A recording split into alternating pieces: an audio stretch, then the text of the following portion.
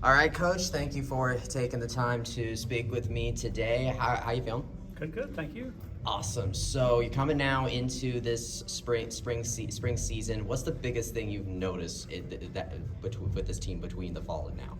Off season was good. Tournament play. Hans Rosver, Palmer Haynes, Chase Haygood, Clemente Silva. Guys just out competing and playing, getting better, and it's been amazing. Yeah, you turned up 2 top 5 finishes later on in the fall. Like, what is the biggest thing you see from this team evolve over the course of that season? I think we have talent. I think we're a little young. I think we're a little green with game management and some decision making, but I think we have a lot of physical ability.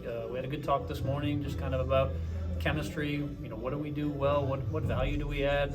Where are our areas for improvement from stuff like that? And I think we're just kind of coming together, and we've played a small portion of our season so far, and can make a good move throughout the spring. Yeah, so you're coming off of a 23-24 season where it's a rare chance where you don't see it, where UCF did not have anyone in the tournament. It's a rare thing for you because you've had a player in the tournament, I think 10 to 15 years that you've been here. So it's not exactly that it happens often. So how do you respond from a season like that? It's a gut check for the kids that are on the team, the kids that are returning.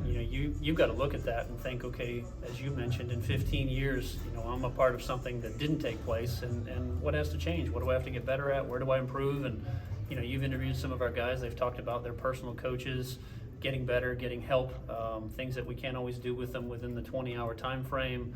Guys going out and doing aim point structure for reading greens. Just trying to learn the craft of golf, how to play, how to compete, how to practice, and I think they're getting better at it. What's your relationship like with these personal coaches? Because they have them kind of when they're at home, and then you have them when they're here. Sure. So you got a guy from South America that's been his coach his time growing up. A guy from France that's been his coach his entire life. Chase Haygood. It was a suggestion that we made for him to see this coach in his time here, and he's made a change in coaches. And then we saw that tournament win. So you're just trying to guide them either to get better at their craft or to assist the coach that they have and making sure we make the right strides. What's the biggest difference between the UCF team you saw last season versus the one you're looking at right now? I think we're practicing a little bit harder. I think our attitudes are a little better. I'm seeing a little bit more toughness. And I think the thing you don't see on paper is, Chase's individual win, didn't count for our team. Mark Keller's best performance didn't count for our team, which means guys didn't necessarily play well in practice through qualifying, but got better as we went into tournaments. And if we start plugging those performances into our tournament play, we're going to be just fine. How do you guys end up looking at things like that? Because like how you choose your players and how you look into those things and see the individuals doing well. How do you kind of deal with that? We just deal with competition every day in practice. It's the guys playing each other, and they need to beat the guys in front of them at practice in order to play. If they don't, a lot of times we'll play an individual performer. And they'll get some experience. So we got positive experience from those individual performers this fall, and I'm certain that will show up in the spring. So, of course, you had some movement with the team in the transfer portal. You have 3 new players coming in. What is your big strategy when it comes to the portal?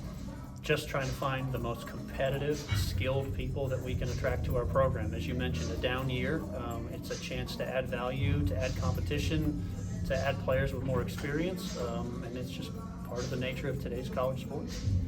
When you look at this team, who would you say has been the one that has had the biggest breakout to you so far? I mean, just in being new, Lucas, he just had a solid performance this fall, every day in practice, every tournament performance. Chase Haygood, probably the most growth from any of the returning players.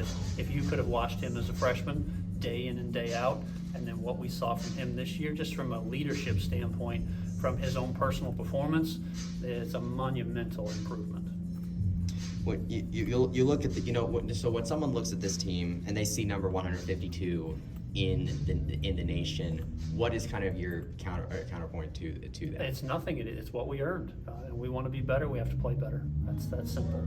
I was talking about Coach Marin, and she talked about the 500 rule being in golf. You guys are 23 and 32 at the moment when it comes to that. How do you kind of navigate the 500 rule when it comes to? And it's been a long time for our sport. So you're trying to get strength of schedule where it qualifies you to the postseason, and then looking at the talent you have and building your schedule. For us, we built our schedule long before we knew the players that we had.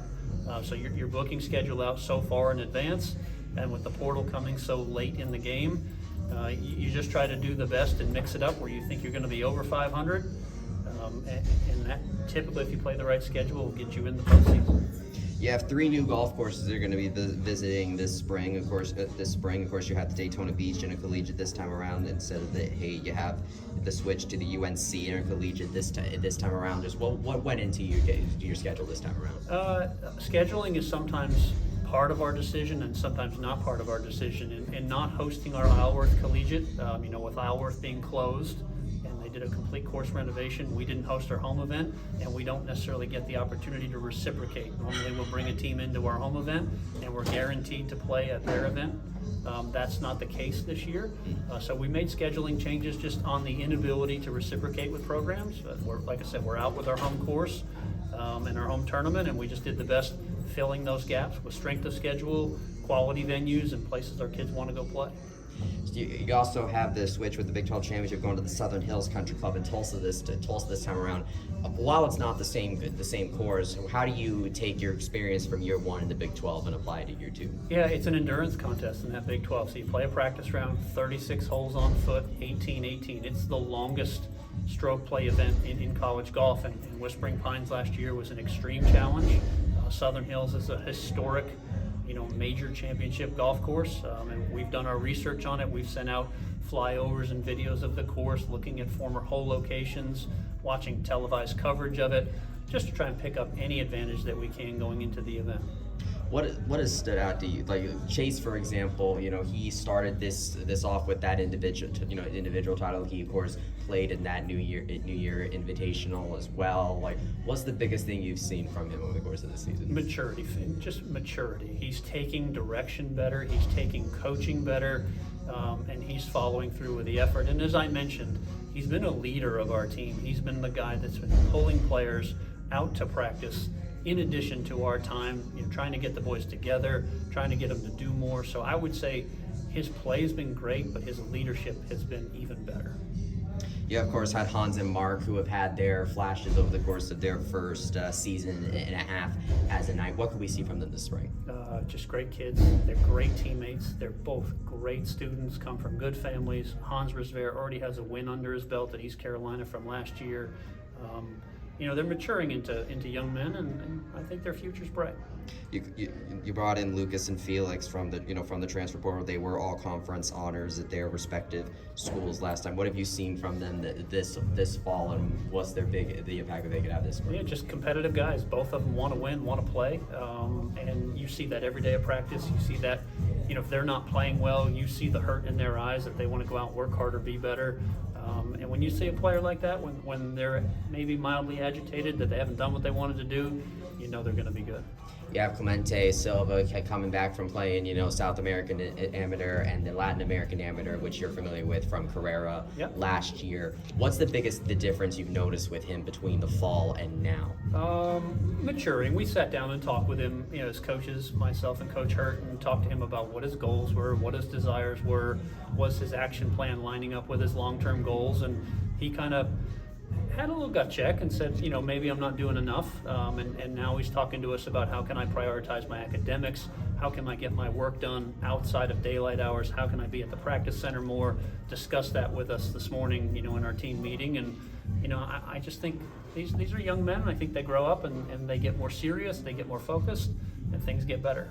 I remember last year you were talking about what it was like with Coach Hurt coming on when he did. Now that we're kind of a year on from that, how big is Coach Hurt's addition to the team? Oh, he's been amazing. He's the first coach that I've been able to hire where he's had coaching experience. He run a program on his own at a D3 level, then coached at JMU, helped mentor golfers, winning golf tournaments, walking side by side with players, winning events. So he brings a little experience that we didn't have to teach right off the bat, which is a big help to me. What's the difference in that having him on now for having had him on for a while as opposed to last spring when he just came in? Yeah, you have to learn UCF. Wherever he was before, he knew his system, how it worked. But you get here, and we got to learn the ins and outs of this institution. I always say when an assistant coach has got a year under his belt here, he's now really coaching full time. You know, he knows the ABCs of the office work. He knows the ABCs of recruiting. He's gotten to understand our players, me as a leader of our program, and he's just done a great job supporting us. You had Jacob and Gustav, who have not seen as much action over the course of the fall. What have you seen from them, and like what could we see from them this year? So for Jakob, you know, we saw a stress fracture, L4 stress fracture, week 1 last year, was out the entire season with a medical red shirt. It still took him through a good part of the summer after having 7 months off from golf just to get his sea legs under him. We've had some great qualifying scores from him. The tournament ones haven't translated yet, but if you're playing good in practice, the tournament piece is going to come. And then another injury issue, you know, Gustav out the entire fall with a wrist problem, dealing with some TFCC stuff. William taking him to the doctor, you know, getting some shots. Matthew Cabay doing a bunch of rehab work with him, just trying to get him healthy. And, you know, he kind of showed up and played really his first day, the last day of practice in the fall, and shot under par. Came up the first day of qualifying and led the team in the pouring cold rain, 72 the other day. So looking pretty good. He won our short game contest at practice today, so things are looking good. He looks healthy, he looks happy, and I think he's ready to go. Nice. So, like, what does that kind of speak to the depth of this squad, and what does that say about the depth of this squad, and what do you think Night Nation can expect to see from them this spring? I think Chase Haygood said it best. I think anyone could win qualifying at any week, and I think anyone could be our low performer any week, and we've seen that so far. So if it all falls together in the right way, I think we're going to win some golf tournaments this spring. What do you think this team needs to do to make the NCAA tournament? Got to win games. Golf is so simple. You stand in front of the teams in front of you, you got to beat people, you got to make good decisions, and you got to shoot low scores. All right, awesome. Well, best of luck in doing that, Got Coach. it, man. Thank you.